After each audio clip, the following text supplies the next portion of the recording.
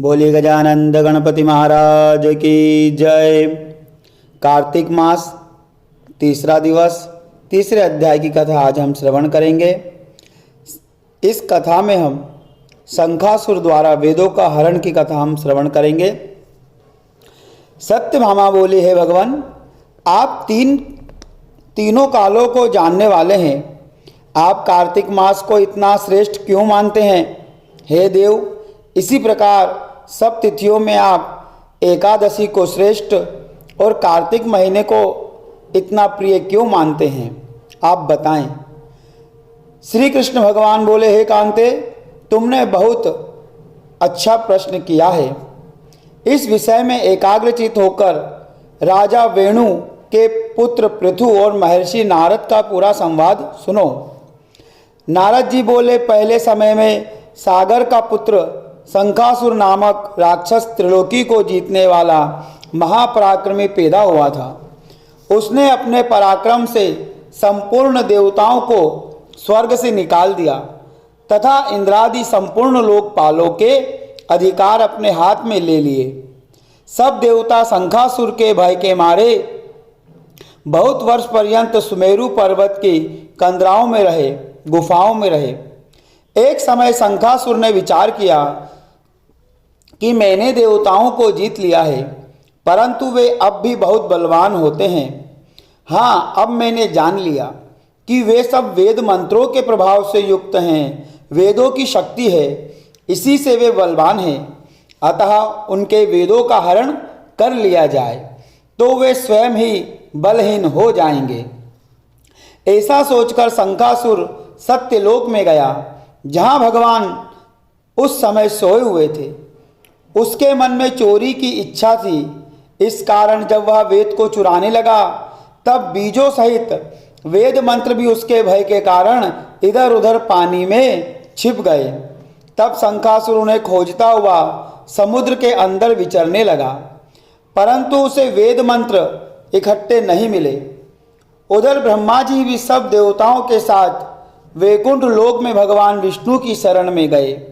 वहाँ भगवान को जगाने के निमित्त ब्रह्मा जी ने मधुर वाणी में भगवान की स्तुति की। उनकी स्तुति पूजा से संतुष्ट होकर भगवान ने नेत्र खोले। तब सब देवताओं ने सहस्त्र सूर्य के समान कांति वाले विष्णु भगवान के दर्शन किए। सब देवताओं ने भगवान का पूजन किया, साष्टांग दंडवत किया। तब प्रसन्न होकर भगवान उनसे कहने लगे, हे देवगणों, मैं तुम्हारे पूजन से, स्तुति से बहुत प्रसन्न हूँ। मैं आप लोगों की मनोकामना अवश्य पूर्ण करूँगा।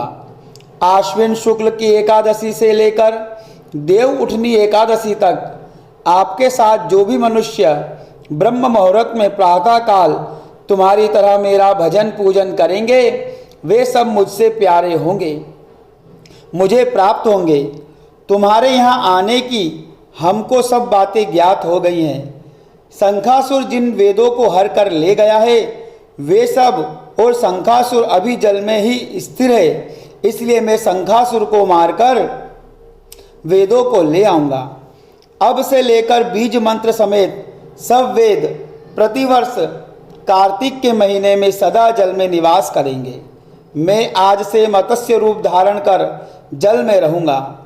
तुम भी सब मुनियों को साथ लेकर मेरे साथ आइए। इन दिनों में पृथ्वी लोक में जो मनुष्य प्रातः काल स्नान करेंगे, वे निश्चय यज्ञांत स्नान के फल को प्राप्त होंगे।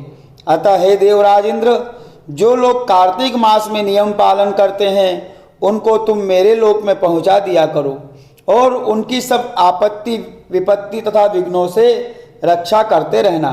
हे वरुण, तुम उनकी पुत्र पौत्र धान्य से वृद्धि करते रहना, क्योंकि कार्तिक का व्रत करने वाला जीवन से मुक्त हो जाता है, जीवन मृत्यु के मुक्त चक्र से मुक्त हो जाता है और वह मेरा ही स्वरूप धारण कर लेता है।